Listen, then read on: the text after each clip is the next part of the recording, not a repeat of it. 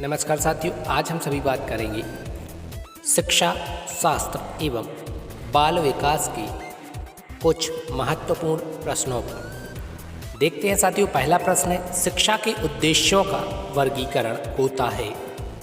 4 विकल्प दिए हुए हैं। सबसे पहला विकल्प है ज्ञानात्मक, भावात्मक, क्रियात्मक, सभी। साथियों, इसका सही उत्तर है सभी, क्योंकि शिक्षा के उद्देश्यों का वर्गीकरण तीनों प्रकार से होता है, ज्ञानात्मक, भावात्मक एवं क्रियात्मक। दूसरा प्रश्न दिया हुआ है, माध्यमिक स्तर पर गद्य शिक्षण की विधि प्रयोग में ली जाती है। अर्थबोध विधि, प्रवचन विधि, स्पष्टीकरण विधि, उपर्युक्त सभी। इसका सही उत्तर है डी, उपर्युक्त सभी। साथियों, माध्यमिक स्तर पर गद्य शिक्षण की तीनों विधियां प्रयोग में ली जाती हैं, जो यहाँ पर इस प्रश्न में दी गई हैं। अर्थबोध विधि, प्रवचन विधि, स्पष्टीकरण विधि, उपर्युक्त सभी। इसका सही उत्तर है। तीसरा प्रश्न दिया गया है, प्रयोगशाला में कार्य करते समय विद्यार्थी किस विधि का अनुसरण करता है। साथियों, इसका सही उत्तर है, प्रयोगशाला में कार्य करते समय विद्यार्थी आगमन विधि का अनुसरण करता है।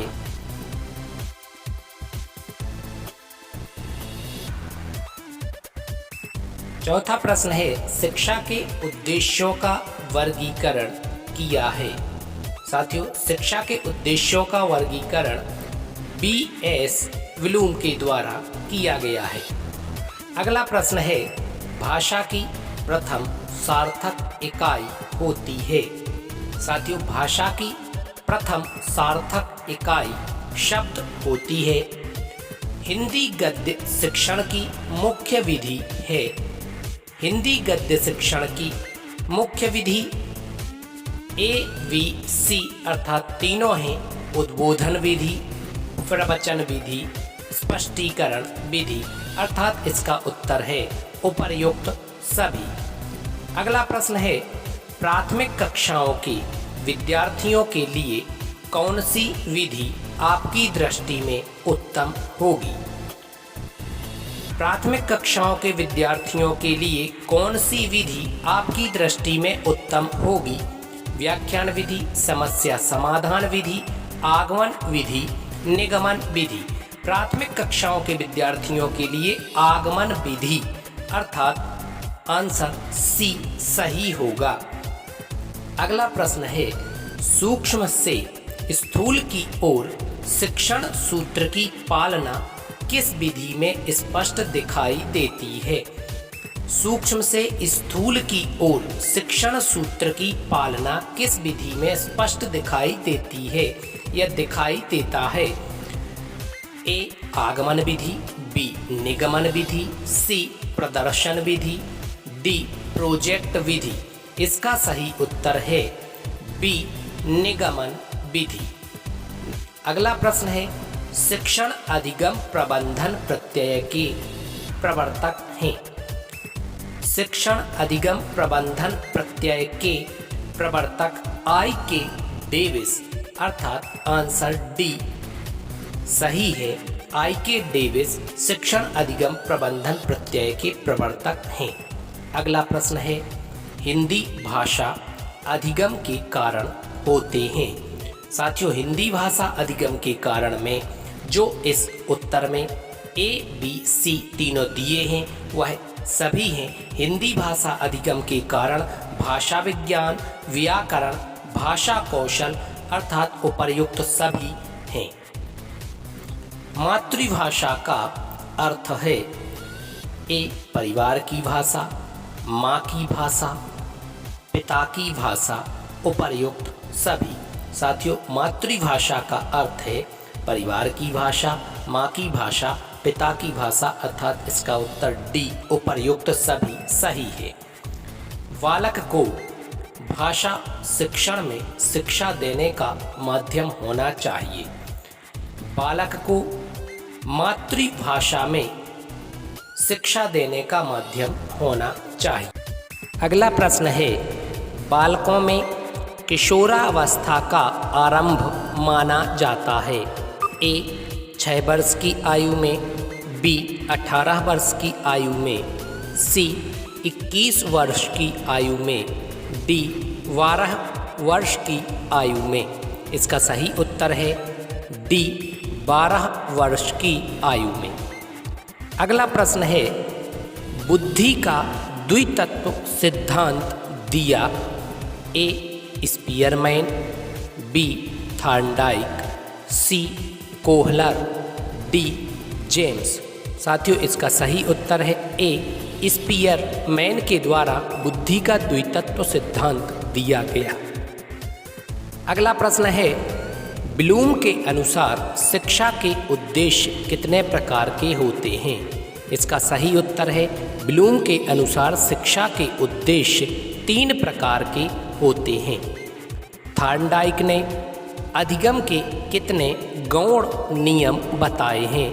थॉर्नडाइक ने अधिगम के 5 गौण नियम बताए हैं।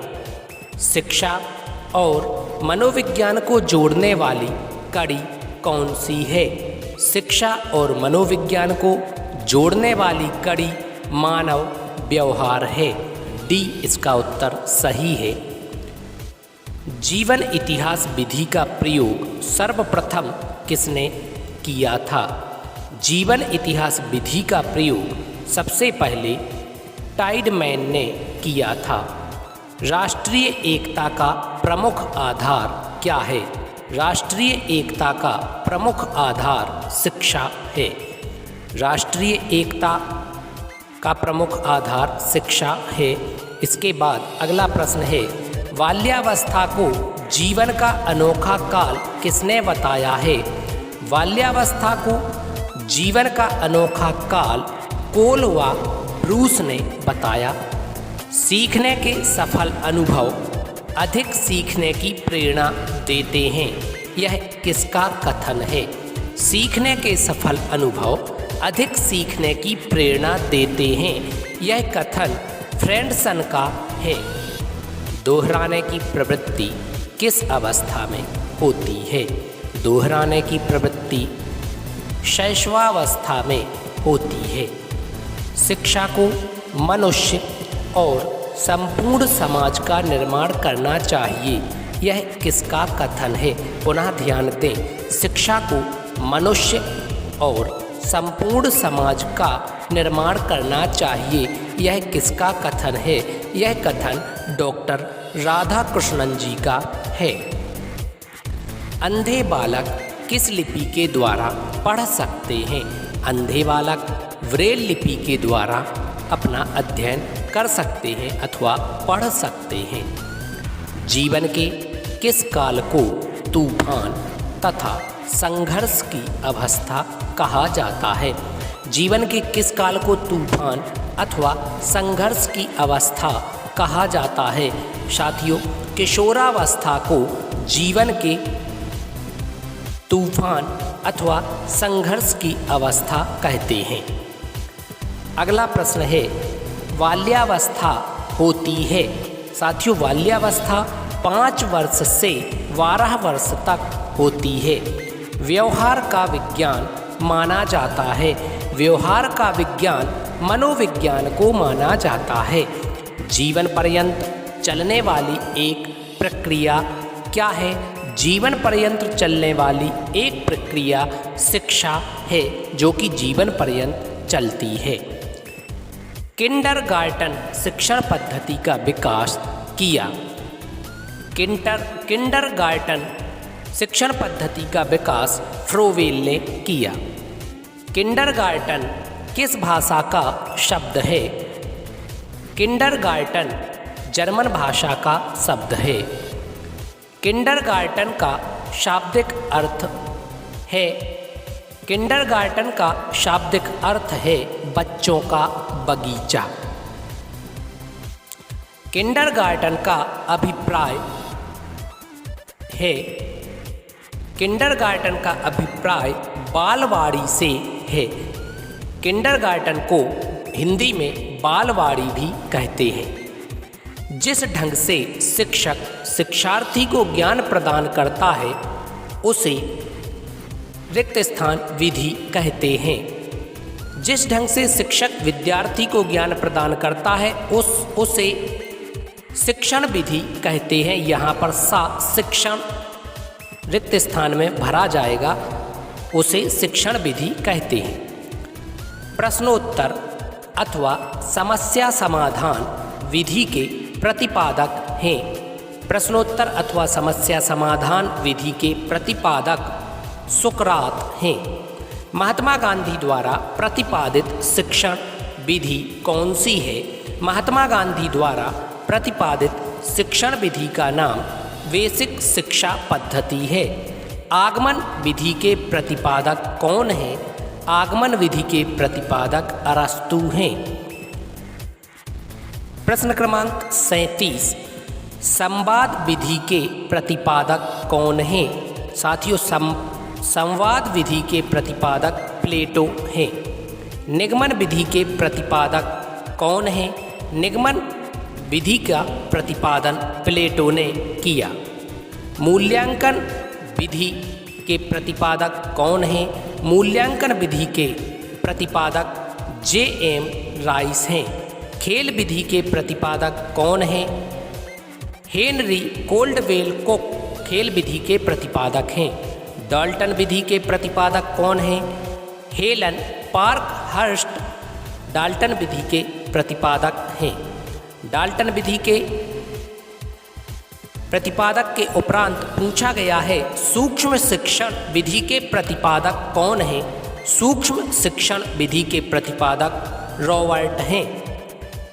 वुडवर्थ द्वारा प्रतिपादित शिक्षण विधि का नाम बताइए। वुडवर्थ द्वारा प्रतिपादित शिक्षण विधि है प्रश्नावली विधि। किस पद्धति में खेल एवं गीतों द्वारा शिक्षा दी जाती है? किंडरगार्टन पद्धति में खेल और गीतों द्वारा शिक्षा प्रदान की जाती है। बुद्धि परीक्षणों का जनक कहा जाता है। बुद्धि परीक्षणों का जनक बिने को कहा जाता है। बुद्धि कार्य करने की एक विधि है, यह किसका कथन है? बुद्धि कार्य करने की एक विधि है, यह वुडवर्थ का कथन है। प्रभावी एवं उच्च अधिगम के लिए आवश्यक है। प्रभावी एवं उच्च अधिगम के लिए मानसिक विकास आवश्यक है। स्वस्थ शरीर में निहित है। स्वस्थ शरीर में स्वस्थ मन निहित है। भाषाई क्रियाओं को बालक सर्वप्रथम सीखता है। साथियों, भाषाई क्रियाओं को बालक सबसे पहले परिवार से सीखता है। भाषाई ज्ञान परिष्कृत होता है। भाषाई ज्ञान विद्यालय में परिष्कृत अर्थात परिमार्जित होता है। साथियों, यदि आपने हमारे चैनल को सब्सक्राइब नहीं किया है तो चैनल को सब्सक्राइब कीजिए, वीडियो को लाइक शेयर अवश्य कीजिएगा।